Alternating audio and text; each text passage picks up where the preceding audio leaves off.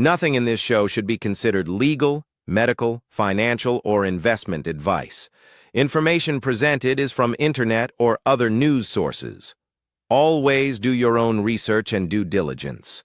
We're not responsible for and expressly disclaim all liability for damages of any kind arising out of use, reference to, or reliance on any information contained in this broadcast.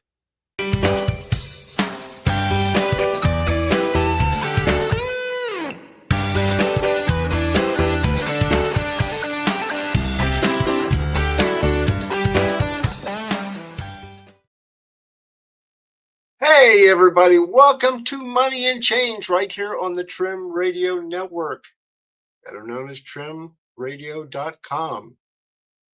And I'll tell you what a weekend it has been here in the Midwest. We have had a lot of rain, we've had some flooding in different places. But have you noticed people are out shopping too? So obviously they're getting ready for Memorial Day. We're going to talk a little bit about that in just a little bit. But before we do that, we always have to talk about the Trim Radio Group, because if we didn't, hey, we got to spread the word out there, and we need your help doing it because we go all over the world. And I have listeners in Myanmar, which used to be Burma, India, down in South Africa, Kenya, North America, everywhere except Iceland. I don't get anything from Iceland. Maybe one of these days I will. But we need to talk about our good old group here at trimradio.com. And here we are. And you can amplify your voice and grow your impact. All you have to do is join us. Trim Radio Network means gaining access to a comprehensive suite of tools, resources, and support. You can do your own show. It is easy to do. It really is. And you can pitch your own show. You can do a live stream, whatever. And it's a great thing. It really is. And we have a lot of good presenters, too, for our station. Anyhow, our group, our company, our leadership, the Fab Four, as I like to call them. And the Fab Four, well, we just have to bring them up. They didn't pop up like I normally do. We have Michael Bayhouse, who's the founder and CEO. He's responsible for the overall vision, mission, leadership, and performance of the entire company. And then we have Roscella Stefan. He's the Chief Operating Officer, responsible for the day-to-day operation management of the network, ensuring efficiency and quality. He's also a very good computer guru. And then there's me. I'm the Chief Relationship Officer, and I guess I'm supposed to build and maintain the foundational trust and goodwill necessary for long-term success. Yeah. We like to give you good shows, original shows, and provide you with good information because we cut the bull and serve the truth. That's our motto. We also have Victoria Smith. She's the Chief Marketing Officer. She's responsible for all marketing activities, brand development, audience growth, and creator acquisition strategies. So if you have a company, maybe a business side hustle, maybe it's a club, a sorority, a fraternity, maybe it's a college or university, and you need marketing advice, get a hold of Victoria Smith. It's very easy to do.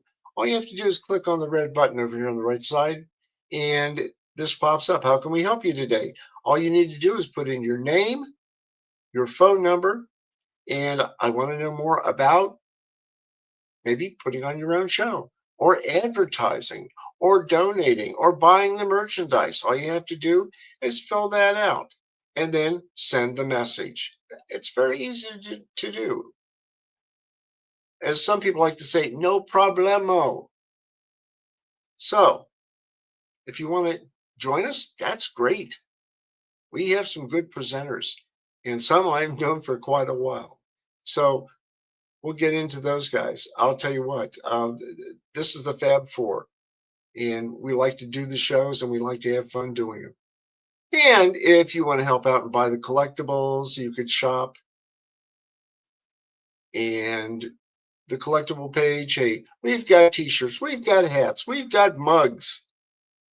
We've got insulated travel mugs with lids. We've got shirts, we've got t-shirts, we've got hats, we've got danglers. Is that right? Danglers? Ornaments. Ah, that's it, ornaments. We have Offsides college football top t-shirts for the kids. We have mugs.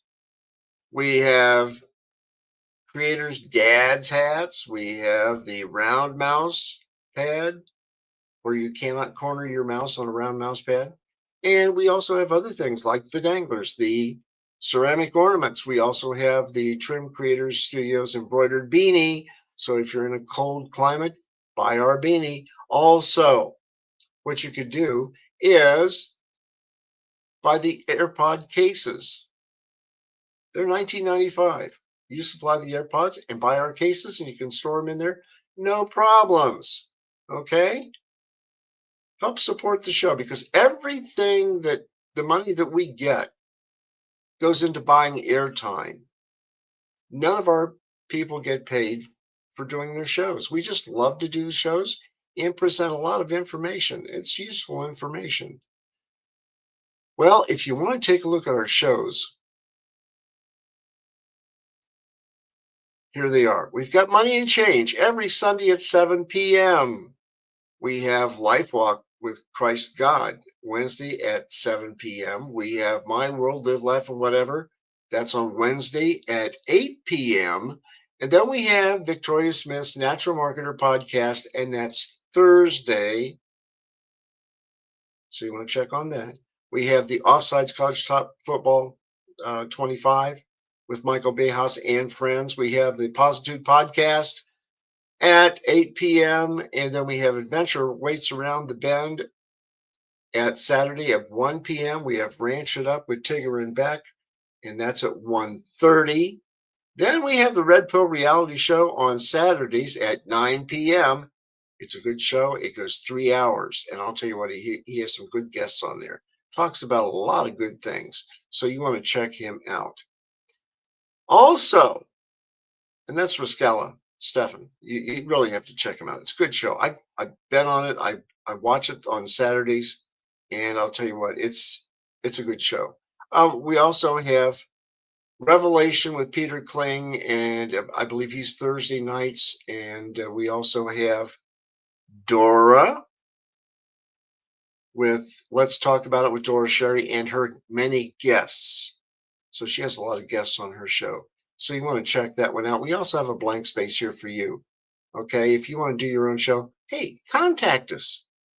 We'll tell you what equipment you need and show you where to get your information and help you out with your show. I mean, it's very easy to do.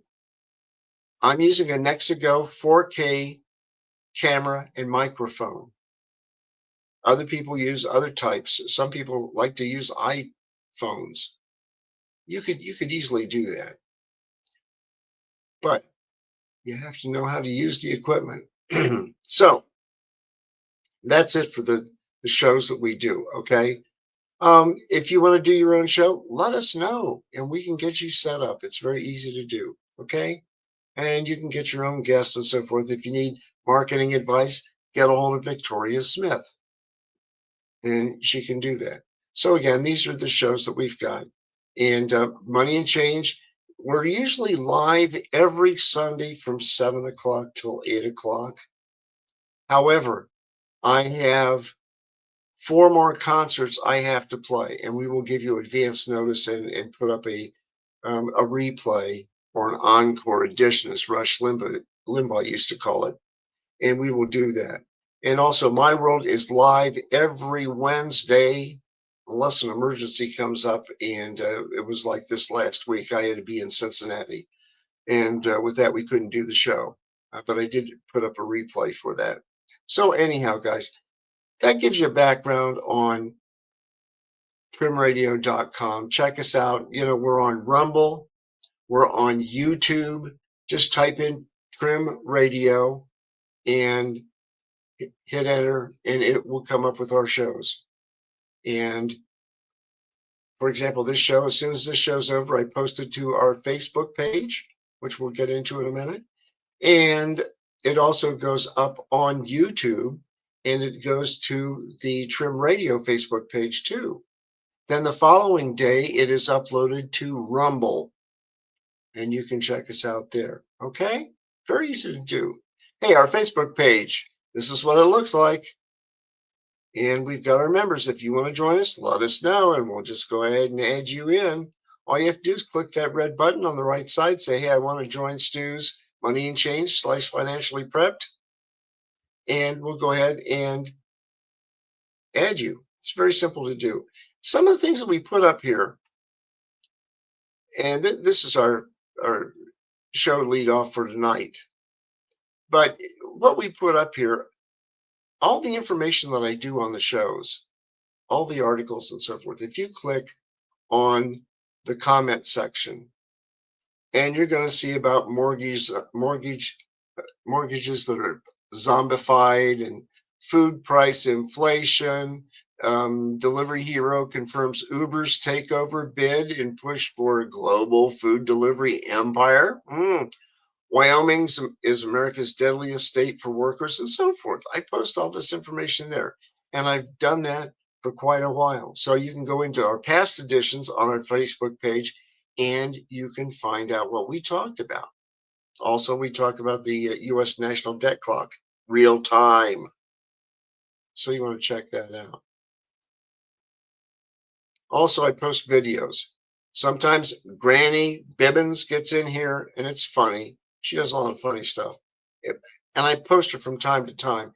I talk about GMRS radios, and in an emergency, they're good things to have. And for example, I have a Ocean 935G Plus with a Nagoya 771G antenna. What does that mean? It's a good radio. I can talk out 35 miles from where I live. I can talk to all my family members with this radio, providing they have their own radio, and they use the same license. Guess what? It's $35 for 10 years from the FCC. It's good for 10 years. And I can talk out 35 miles to a repeater in Dayton, Ohio. And guess what? I can get out 90 miles beyond that. It's great. You get to meet a lot of different people, different times. Okay. But it's good in an emergency if the power goes out and these radios are charged up and you have a battery charging ability for these things. It's easy to charge them because you can use a USB-C port to do that. Anyhow, I clicked the wrong button again. Daggone it. Well, anyhow, GMRS radios, they're really good to have. If I were you, I wouldn't get them at Wally World, better known as Walmart, or Costco, because guess what? They really don't perform like the higher end radios. I get mine through buytwowayradios.com, and there are other sources. I don't get paid to say this, but in an emergency, those radios come in handy. And you can get other radios, whether they're Baofangs or whatever, but they're good radios to have. And it's a good thing that you can contact maybe your neighbors, maybe your neighborhood, maybe your relatives across town. Yeah, good things to have. Okay, but anyhow, I post a lot of different things here. Banned money tricks. Hey, check it out. There's our show from last week.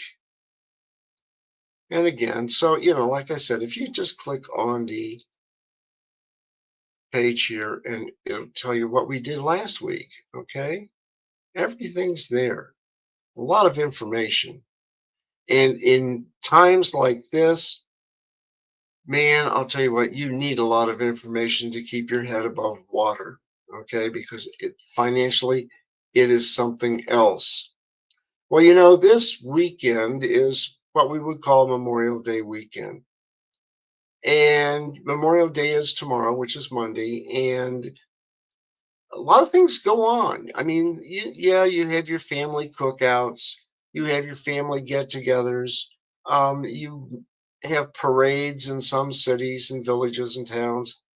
Some cases, you just go to the cemetery and decorate the graves. Well, I found a video which I think kind of brings the information home before we get into financial stuff, okay? So let's watch this one and see what's going on here. Major formal practice of what we've come to call Memorial Day was in Charleston, South Carolina on May 1st, 1865. Charleston, of course, seedbed of secession, held out to the bitter end. It wasn't evacuated by Confederate forces until February of 1865. When the Confederates evacuated and the Union Army moved in, pretty much the white population of Charleston left, and the people who were left were the free people. In the midst of these ruins, the black folks of Charleston got themselves organized. They planned various little commemorations and celebrations. The biggest celebration, though, that they planned was at the Planters Race Course, the horse track. In the last year of the war, the Confederates converted this race course into a prison for Union soldiers.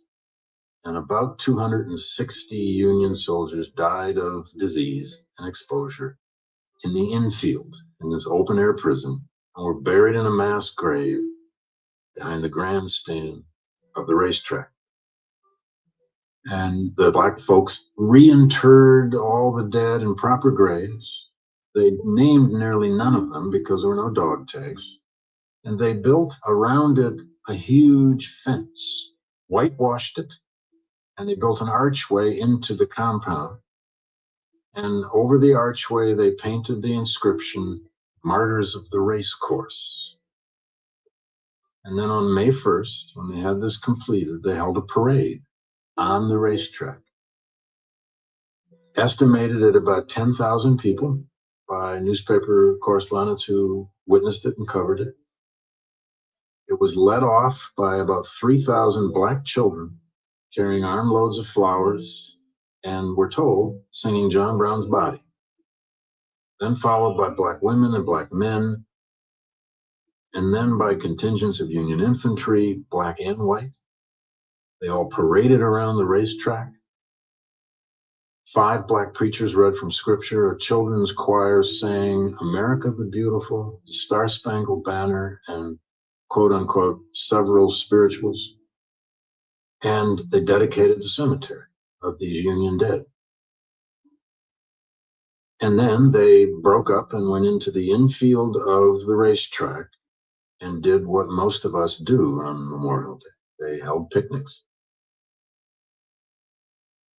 And that is one of, if not the most important origin of what we've come to know as Memorial Day. And that's Memorial Day. And I started looking up different things, and artificial intelligence sometimes is good, and sometimes it gives you a good overview of everything. And I just thought I would just cover this here.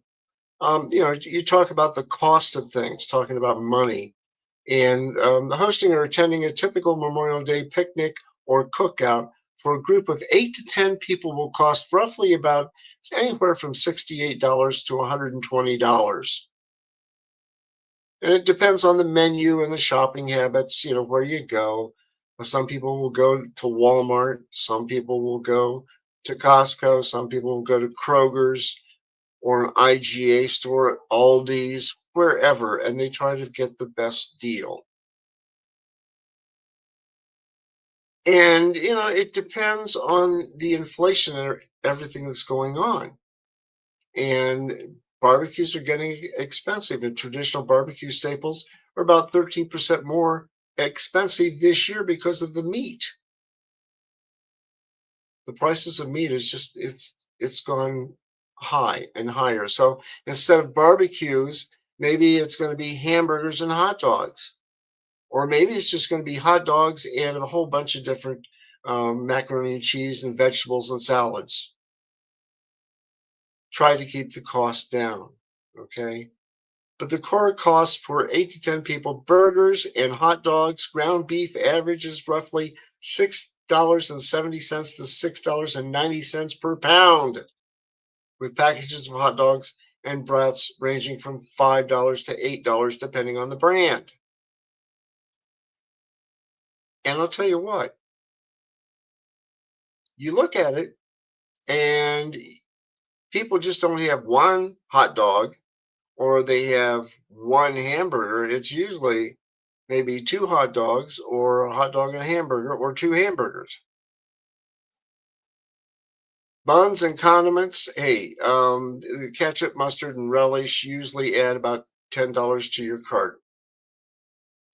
And sides and produce, prepare to see a larger jump here. A six-pack of corn on the cob can average $5 to $6, while watermelon and standard bags of potato chips usually run about $12 to $15 each. Beverages and snacks, cases of soda or beer, or around here they call it pop, along with bottled water, usually account for about a quarter of your total picnic budget, coming to about $20 to $30. And that came from the Century Foundation.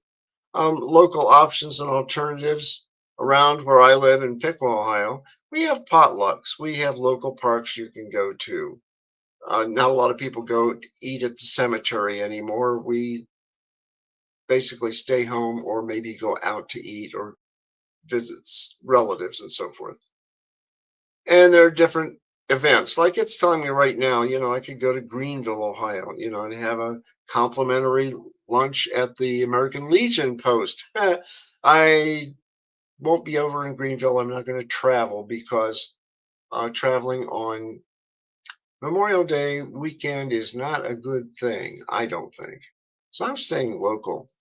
You take a look at the cost of everything else, and everybody's talking about different prices and so forth. And they're saying between $68.37, upwards to $71 to $90. It's going to vary out there depending on who you're talking to. The average cost per person is in 2018 was $5.11 to $5.51. Now it's gone up to $7.12 to $8.56. That's a 40 to 55% increase. And the total cost for 10 guests is around $55.07 at the cheap end, and you're talking about a 29 to 63% increase there. Ground beef, for example, according to this, was $3.50 to $4 in 2018, and now at 2026 is $6.71 to $6.90 a pound. That's between a 75% and 90% increase. Yeah. And so we've got record high beef prices. We've got produce and side surges with, different other types of vegetables. And for example, 6 ears of sweet yellow corn reached about $5.90, while fresh tomatoes climbed about 39.7% over the preceding year. And those are hothouse tomatoes, basically. We'll get the other stuff later on. Condiment shortages, condiments and extras like pickle relish experienced a staggering 49% to 50% spike due to extreme weather causing severe crop shortages. And if you go into, for example, I went to Kroger's the other day, and I was looking for a couple of different items, and they didn't have those items. They normally would carry them. Well, suddenly that part of the shelving was blank. And the same thing at Walmart. They were missing different things too. And you really had to look. For example, if you went to Walmart and you were looking at the candy aisle, if you have a penchant for, dark chocolate, people would go there and they'd, hey, there's not much of a choice here. Gee, what am I going to do? Try another store. Look for other brands. At least when I went to Walmart today, I was looking for a couple other items, and gee whiz, they had tons of bread. It was amazing. They were stocked, and they were loaded for bear, if you know what I mean. So you want to check out the stores, do your shopping, be safe on the roads, and check your prices because you're going to have to.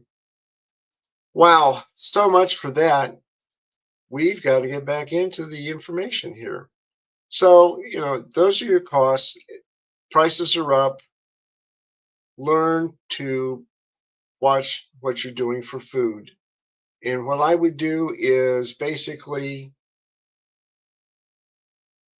have a lot of baked beans, macaroni salad, pea salad,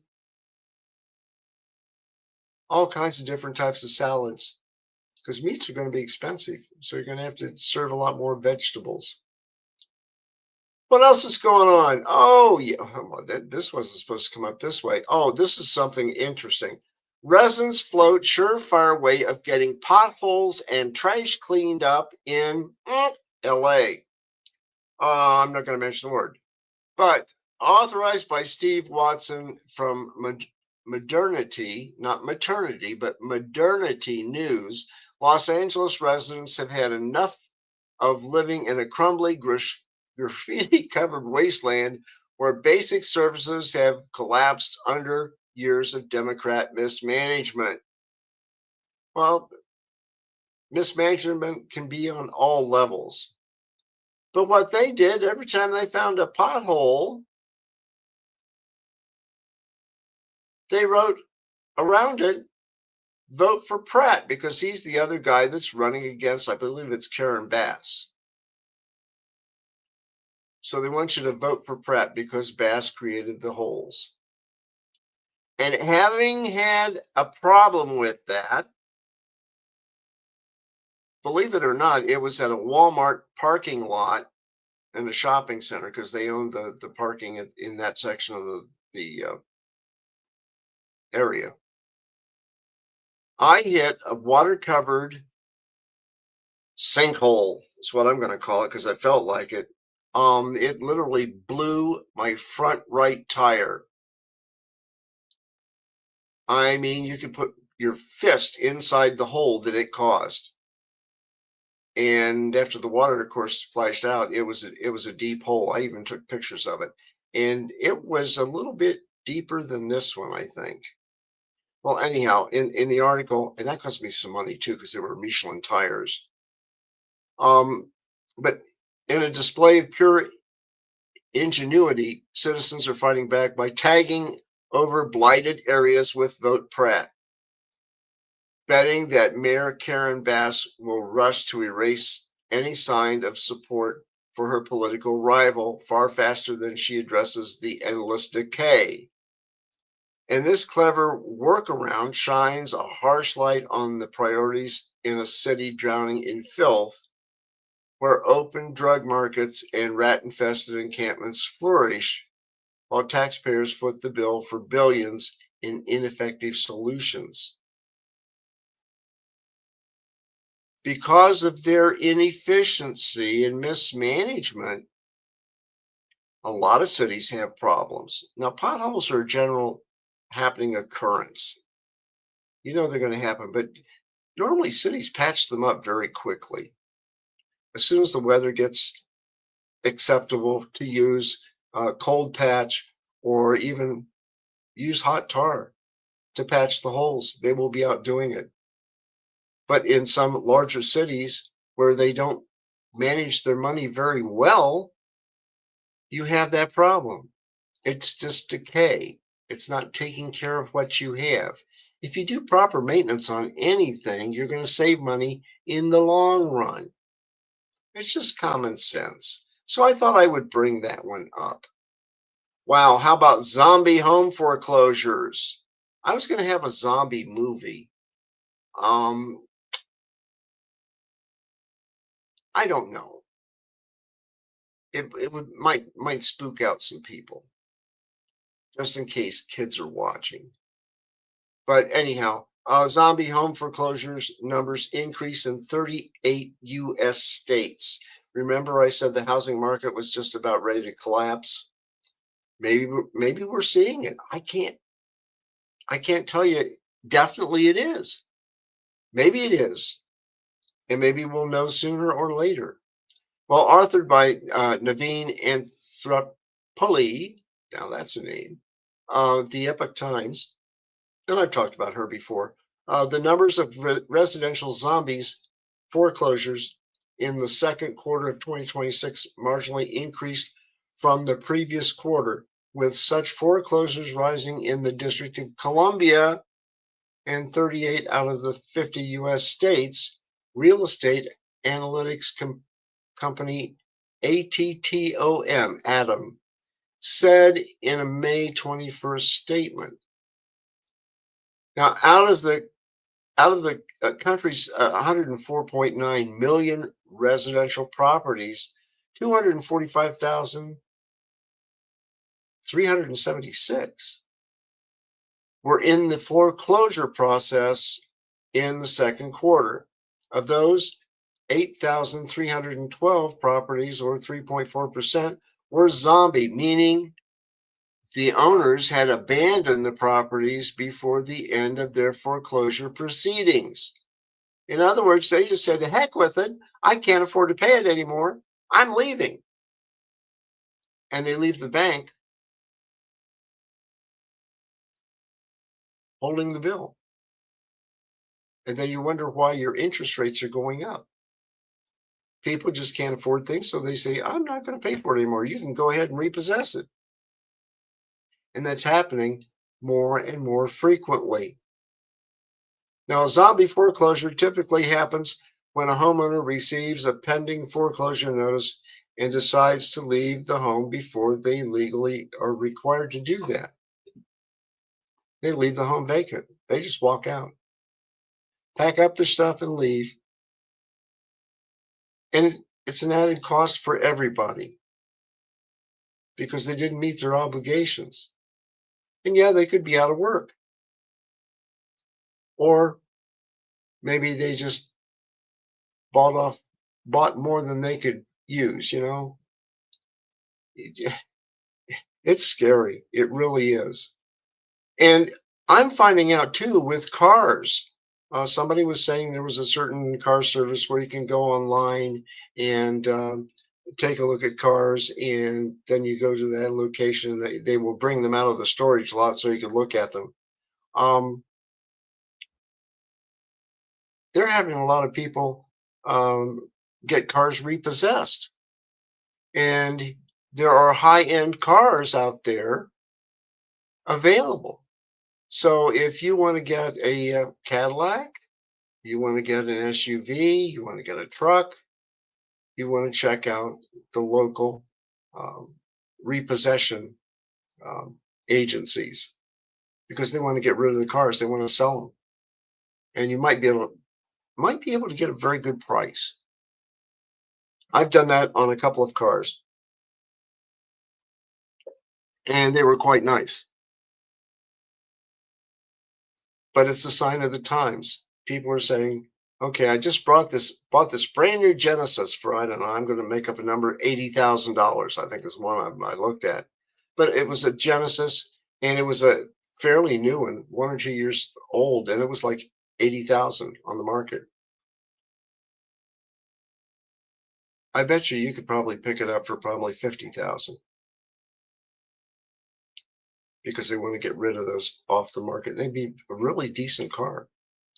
Wow, what's going on in Wyoming? Wyoming is America's deadliest state for workers. How many of you live in Montana, Wyoming, in that area? Well, according to the chart, the workplace fatality rate by state here in Ohio, 3.2. You go out to California, 2.4. Texas is 3.9. But the highest is Wyoming. And that reflects the high-risk industries dominating in its small workforce, which would be oil. They're doing a lot of oil exploration there. Yeah, and that can be a dangerous thing. For example, it kind of hits home with me because I had a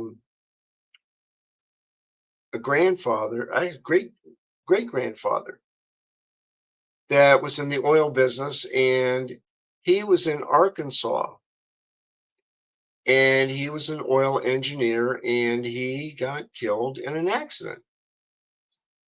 Well, in Arkansas right now, it's 6.2. Wyoming, it's 13.9. It's kind of scary. You take a look at Mississippi, it's 8.0. Trucking is central to Mississippi's economy and a major driver of the workplace fatalities. So it's scary, but in Wyoming, yeah. So I thought that would be interesting to bring that one up. I mean, relatively in Ohio, Indiana, Michigan, Wisconsin, Illinois, it's not that bad. You start getting into the coal states like West Virginia and Kentucky. West Virginia has a lot more accidents there due to the mines. So not all jobs are super safe. And if you have one of those difficult jobs, be safe. Okay? What else is going on? Oh, we have a video. Millions of Americans are preparing for Memorial Day weekend, and this year food prices remain a key pressure point for consumers. For more, we're bringing in Stu Leonard Jr., CEO and president of Stu Leonard. We're hearing all about uncooked ground beef, hot dogs more expensive. What are you seeing prices there, and what is causing that? You know what we're seeing with proteins right now is people are trading down a little bit. A pork chop is under $10. Chicken is only $5, say, a pound. People are looking at burgers maybe more than steaks on the grill. I do want to get to some of those maybe toppings that we're seeing, because lettuce was a little bit more expensive. We had tomatoes more expensive as well. Like you said, it was because of that freeze that we saw in Florida. Where else are you maybe seeing some higher prices this Memorial Day? You have to break this economy into two pieces. It's not all inflation.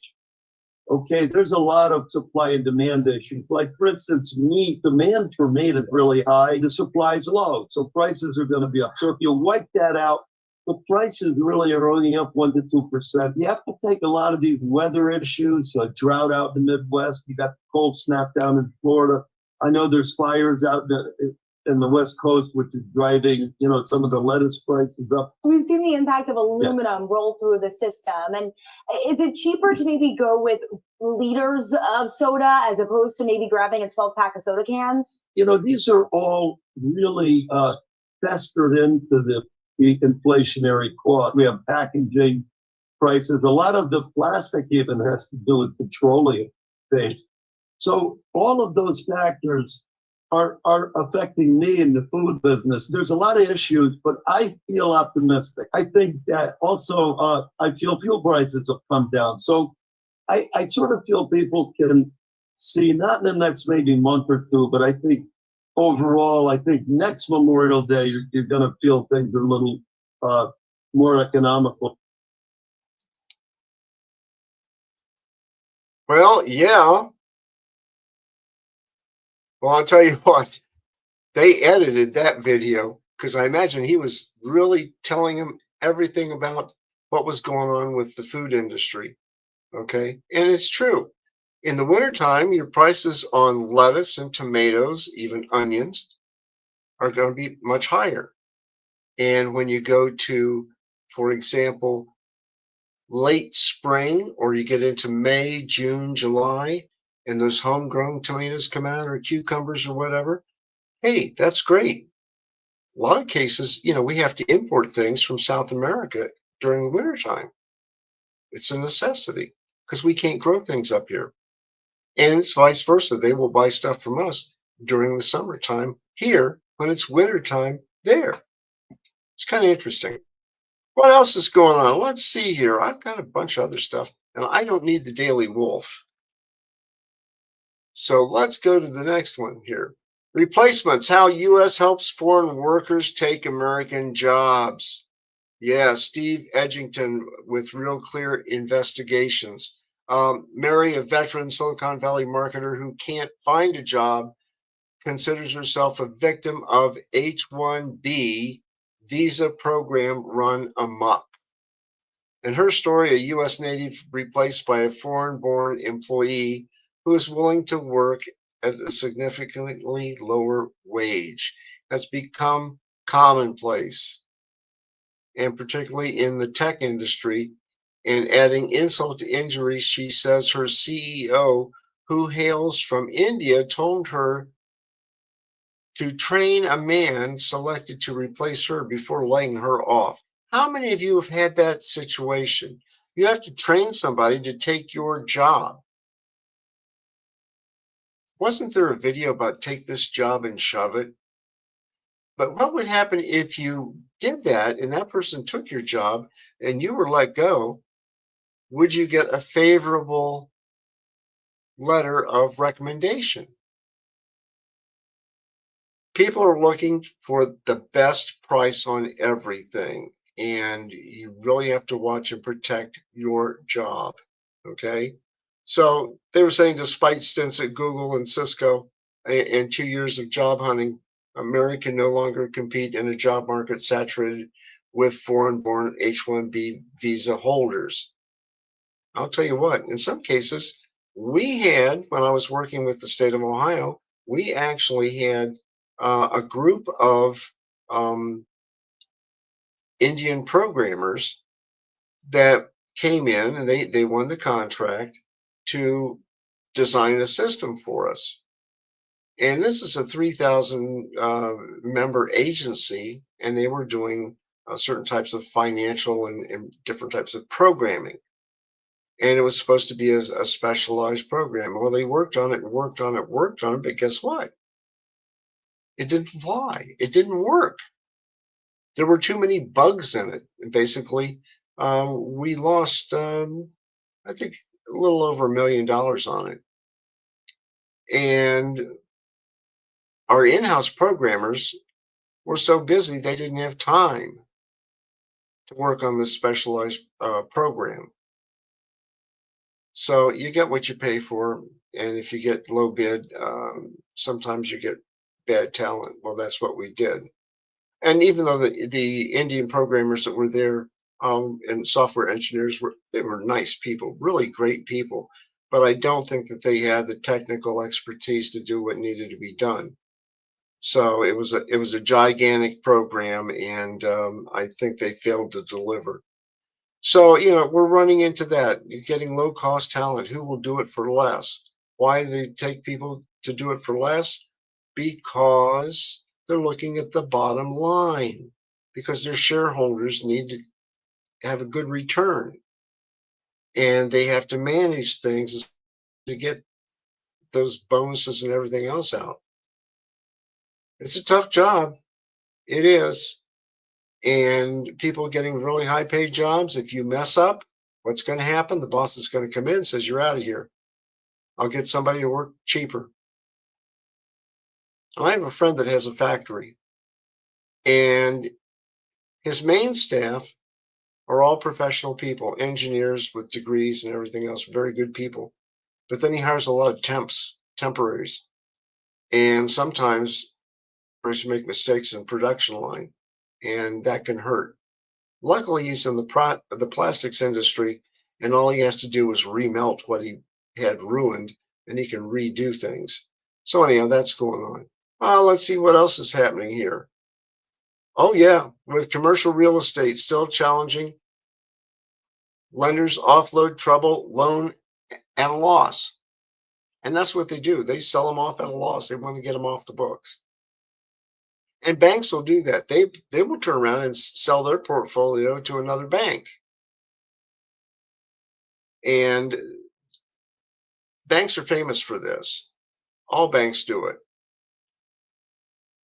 But anyhow, this is authored by Mary Pranon, and this is Epic Times. And she said, while leasing activity and vacancy trends suggest the U.S. commercial real estate market is stabilizing, office values are still well below post-pandemic peaks, recent reports show. And basically, as owners scramble to make payments on under-occupied office buildings, many lenders are reluctant to foreclose to avoid a headache of taking ownership. And then they have to turn around and resell the property. So here you have this large office building and only a couple of tenants in there. You can't make the payments on the loans that you took out to build that building. And things get tight. So the banks are saying, well, do we take a little bit of money and run the payments out longer? What are we going to do here? Well, anyhow, according to Cushman and Wakefield, a global commercial real estate service company, national office sublease inventory in the first quarter declined 13.6% year over year to 101 million square feet, while vacancy may have peaked. Well, after COVID or during COVID, they said, okay, you can work out of your homes. And they gave you that option to do that. Well, after COVID, they said, okay, we can bring you back into the office. And then they said, well, wait a minute. It was cheaper for us to have them work from home. And we got maybe the same productivity, maybe a little bit more or maybe a little bit less. But we didn't have to pay for their transportation to and from work if that was in their purview. Or here they had the office space and they said, well, we don't need to have that anymore. So we're moving out. And you own the building? Well, gee whiz, what happens? You've got a problem. And that's what's happening. Like the cars and the houses, people say, heck with it, we're leaving. And we'll stay home. We'll work out of our homes. We'll do remote working. Sometimes it worked, sometimes it didn't. Wow, Delivery Hero confirms Uber's takeover bid in push for global food delivery. This was on Zero Hedge. And Delivery Hero confirms €33 takeover bid. And Uber's speculation of Delivery Hero takeover, and Uber builds large stake in Delivery Hero. I wonder if they are going to do that. Delivery Hero confirms takeover bid. And basically that Uber has proposed buying the German food delivery company for €33 per share, in line with earlier takeover reports. So Uber wants to buy Delivery Hero. Now, I've seen videos where in large cities in Russia, they have robots that deliver the food. And they put them in these little robots, and they actually cross the street. When the light changes and in their favor, they cross the street and they deliver the food wherever it goes. And it's amazing to see how they work. And then when they're done, they go back to the source, the restaurant, and they back in, charge up again, and then the restaurant puts the food in there, programs in the delivery, and guess what? That's what they do. So it's interesting to see those types of deliveries. Now, Uber builds a large stake in Germany's Delivery Hero as the speculation builds. And here's a picture of Delivery Hero. So, it's going to be, we're just going to have to wait and see here, okay, as to see how things work with food delivery. I don't know about you, but I don't use Uber because one thing, if I get it, it doesn't stay hot. I'd rather just go and get it myself. Oh, yeah, food prices. I'm not going to talk about that anymore. There's some Stu Leonard's. The one thing they did have on gas prices are going to go up. They said there's a possibility that gas could go up to $5 a gallon. Of course, right now it's $4.75. But can you imagine going up to $5 a gallon, or maybe $5 or $6 a gallon. Hopefully they get the Iran situation taken care of. What else do we have? Oh, help wanted. The replacements, how U.S. helps foreign workers take American jobs. We talked about that, but there's another article on it. Stephen Edgington with Real Clear Investigations. So that was there. Too many different things. And I'm getting duplicates of things. And that was one thing. I had something on here that I wanted to show, and that was the U.S. debt clock.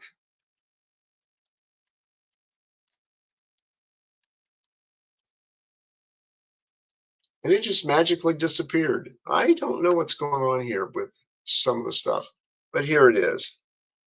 And, you know, people keep spending, and our debt is going higher and higher and higher. And COVID was part of the reason for it. We all know that.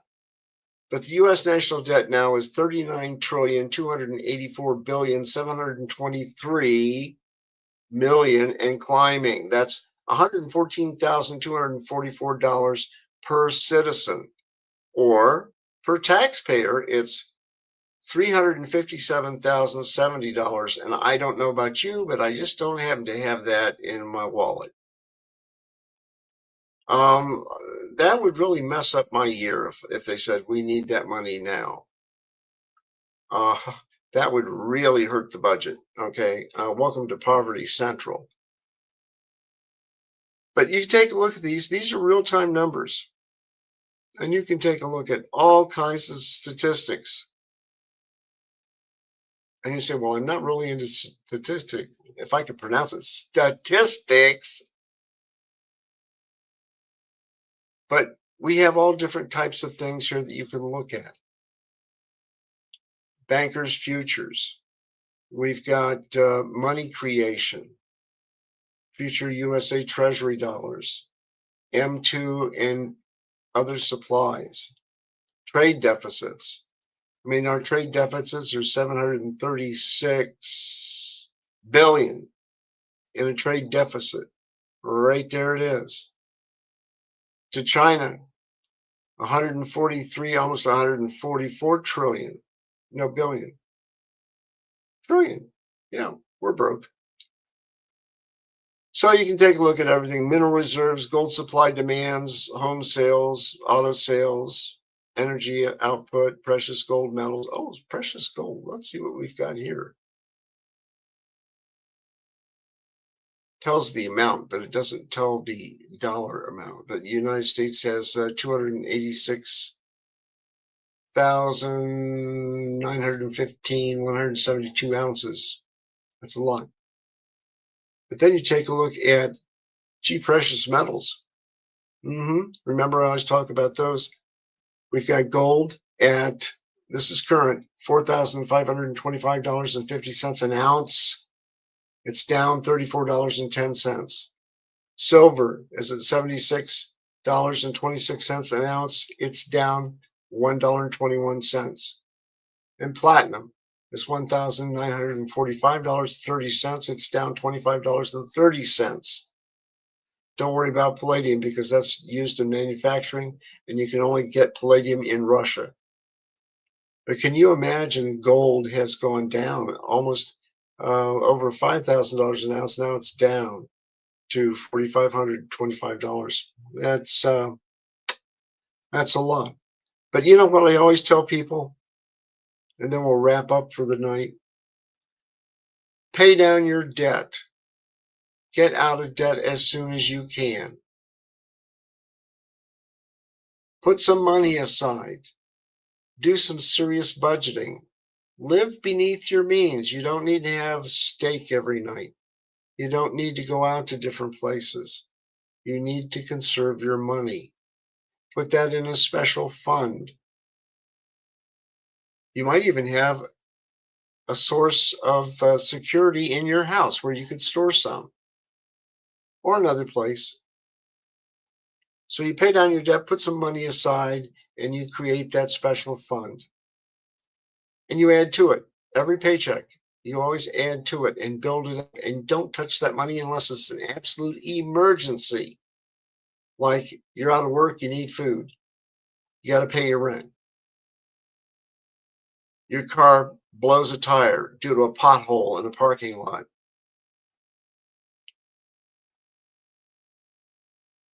You need a new roof, things like that. Okay, so you pay down your money, or pay down your debt, put some money aside, buy some long-term food, canned goods, freeze-dried.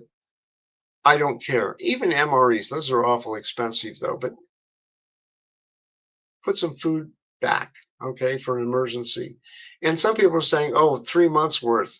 Other people are saying put back a year's worth because you never know. And canned goods will last quite a long time as long as it's not dented or it's broken. Trust me, I've got canned goods that have been around for probably 5 years and they're still very, very good. The only thing that's not good would be in tomatoes and tomato sauces because they're too acidic. Okay, so then you've got your food.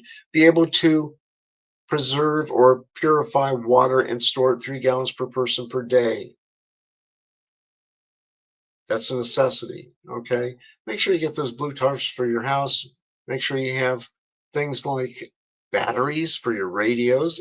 Maybe you might have a solar panel to charge the batteries with. Maybe you might have a generator. Do you have gasoline to run it? Or can you run on diesel or gasoline or propane? Think ahead and prepare, because if for any reason the economy doesn't collapse, we have a severe problem.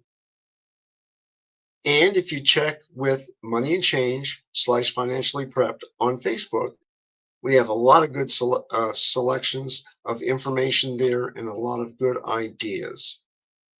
And with that, guys, wow, we've just about shot the whole week here. We will be having a little fun here later on. We will be doing the show on Wednesday, and we will be doing a lot of different topics. I don't want to do data centers all the time, even though it's important. It's very important. And I've got some good information on that. But there are other things we can talk about and have some fun with too. So we might have some funny videos. You never know. And that's what it is on My World every Wednesday at 8 p.m. With that, guys, have a good week. Be safe on Memorial Day. Think of the people that sacrifice their lives so that we could still be here with our system of government and our way of life, okay?